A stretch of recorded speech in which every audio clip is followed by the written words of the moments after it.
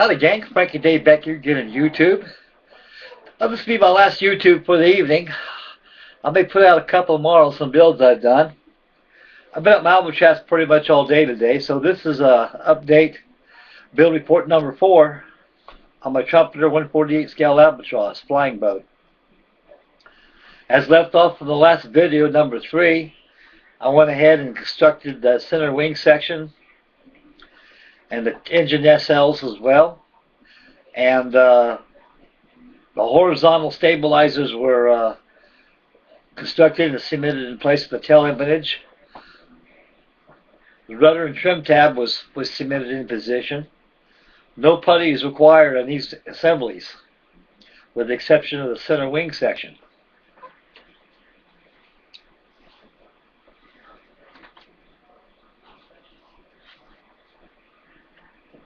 Here's a step on that today, gentlemen. I can't do no more. I'm at a standstill right now. I gotta let this putty dry for 24 hours.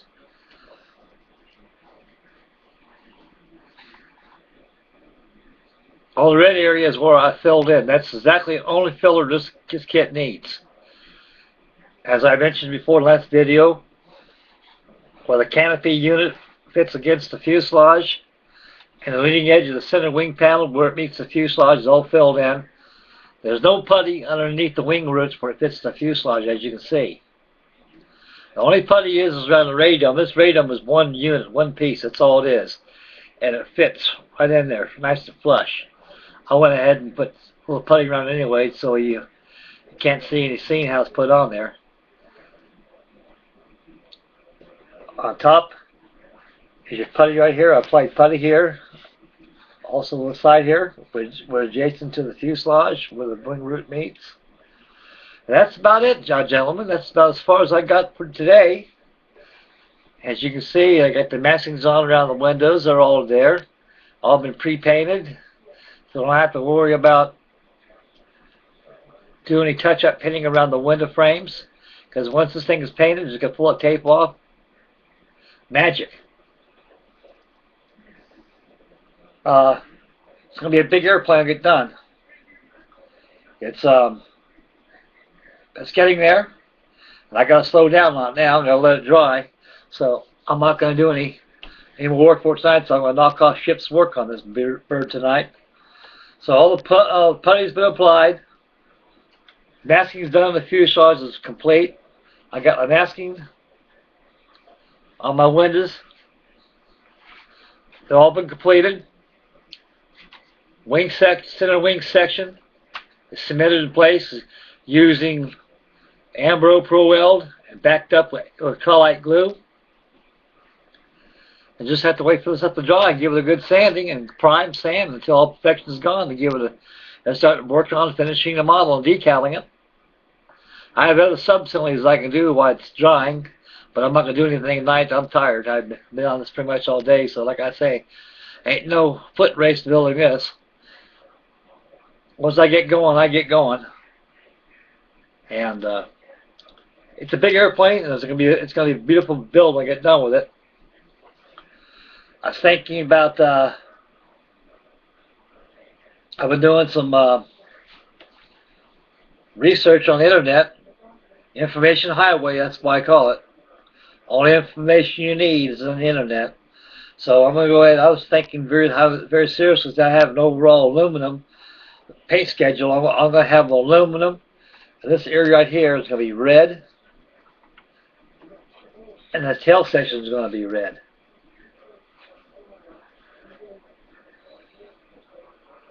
And the walkaway, high visibility walkaway Y walkaway on top of the middle of the wing center section. It's going to be yellow, and the tail band will remain yellow with the black borders on there. So she's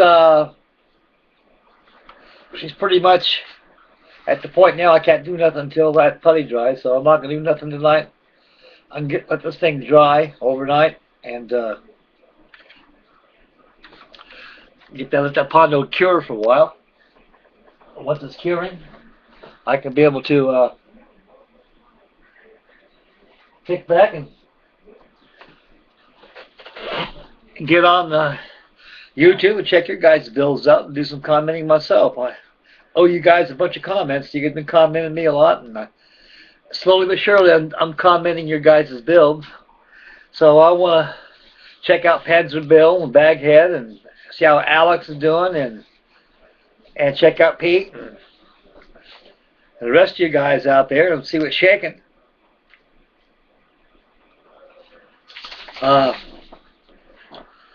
Other than that,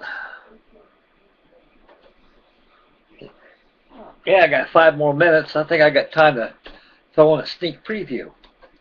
There's an oldie right here. This is a 1967 Revell 1/48 scale B-25. I painted the desert paint scheme. Gosh, I wish I had a better camera.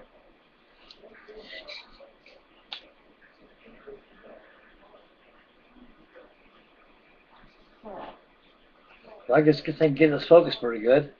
All A's are blue. On the bottom, black de-icer boots. Desert Peak sand.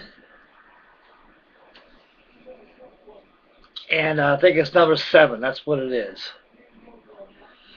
What inspired me to paint this model, I was watching the Twilight Zone presentation they had. They had an episode on there called King 9 That Won't Return with Bob Cummings. Boy, I'd like to do... my first thought was the model was B-25 like a Twilight Zone, but I decided to make it number 7 because I got a B-25 walkaway book that I have. So I figured that'd be a pretty good... There you go, fellas. That'd be a pretty good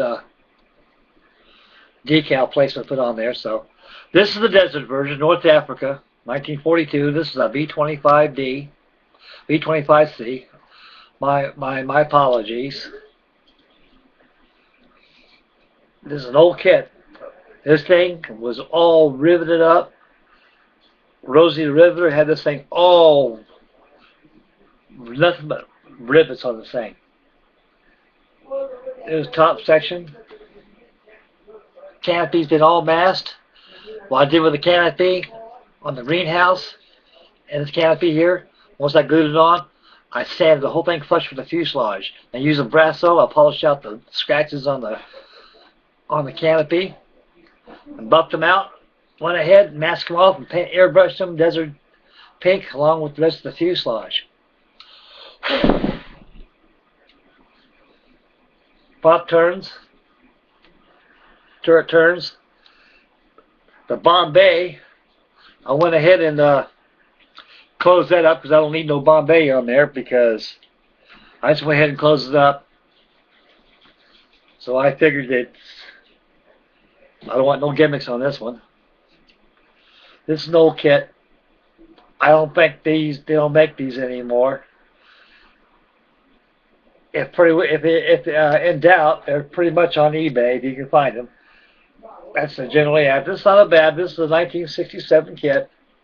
I've had it since then. I think I paid $249 for it. It came with a record that you record about the Doolittle raid. This actually was Jimmy Doolittle's B-25, but I modified it to the B-25C by removing there's a bottom turret at the bottom of it. It was deleted because he found out a lot of the tail gunner, the gunner, the flight engineer was the top turret gunner, and he operated the bottom turret too, so he was on his knees, peering through a periscope, and a lot of those guys had vertigo. A lot of complaints of vertigo. Guys were getting sick or getting dizzy. Actually, it was kind of like a computer kind of a thing, you know, back in those days. But anyway, it was deleted on the C model because on the B models, they were on there, and they were retractable turrets. They come up and down, almost like that of the Liberator. Well, folks, looks like a grandfather clock is about ready to tell me to get off here before I get kicked off. So I'll catch you on the next YouTube presentation. Running short here, folks. May God bless, and we all see you tomorrow. And please subscribe. Bye-bye, folks. Thank you now. Bye.